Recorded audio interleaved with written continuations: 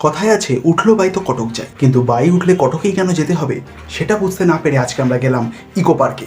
না, আমার পেছনে কাঠপিঁপড়ে কামড়ায়নি যে এই গরমে ইকো পার্কে যাব।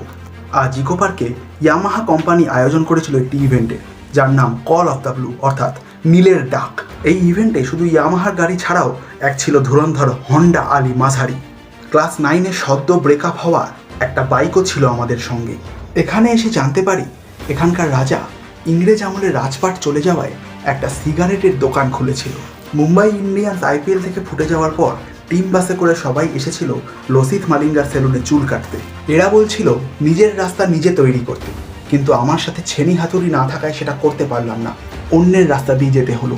Very sorry. এতগুলো বাইক আর রাইডার শেষবার ভোটের প্রচারে দেখেছিলাম, তবে এরা এখানে হেলমেট পরেছিল। ইকো পার্কে যাওয়ার পথে কেকেআরের প্লেয়াররা পথ আটকে হুমকি দিল, বলল ইডেন চলুন।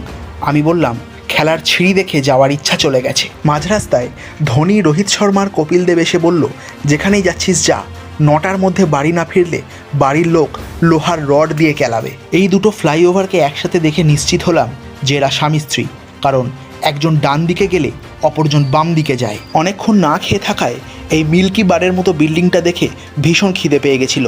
রবিবারের বিকেলে উইকেন্ড যখন প্রায় শেষ, এরা আমাকে বলছিল যে আমার উইকেন্ড নাকি এখন থেকে শুরু হলো।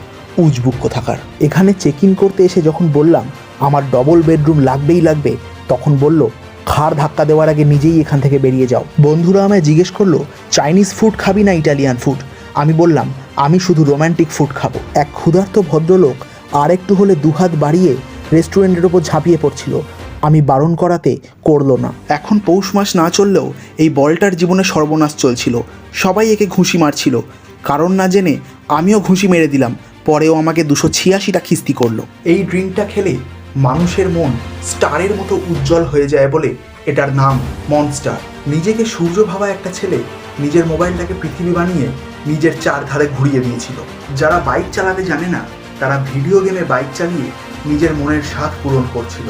আমারও একই অবস্থা বলে আমিও তাই করলাম। আমার গিটার বাজানো ওদের পছন্দ হওয়ায় গলায় গামছা দিয়ে সংবর্ধনা জানিয়ে বলল আর যেন কোনোদিন গিটার ছুঁতে না দেখি। তারপর যতটুকু মান সম্মান বাকি ছিল সেটাকে ব্যাগে পুরে ওখান থেকে বেরিয়ে পড়লাম। গঙ্গার ঘাটে এসে এই স্টিয়ারিংটা দেখে ভাবলাম এটা ঘুরিয়ে হয়তো জোয়ার ভাটা কন্ট্রোল করে। ঘোরানোর পরেও কিছু হলো না দেখে বুঝলাম এটা খারাপ হয়ে গেছে। ঘাটে বসে থাকা শিক্ষিত অ্যাস্থেটিক লোকজন বলল জোয়ার ভাটা স্টিয়ারিং ঘুরিয়ে হয় না রে কেলানে, হয় চাঁদ এবং সূর্যের টানে। সেইটা বোঝার জন্য অনেকক্ষণ ঘাটে বসে রইলাম, কিন্তু কিছু হলো না দেখে একটা ভালো ছবি তুলে আবার বাড়ি চলে এলাম। আমার এই ফুটন্ত দিনের ছুটন্ত ব্লগটা যদি ভালো লেগে থাকে তাহলে লাইক, কমেন্ট, শেয়ার এবং ফলো করে আমাকে উদ্ধার করুন। দেখা হবে আবার পরের ভিডিওতে।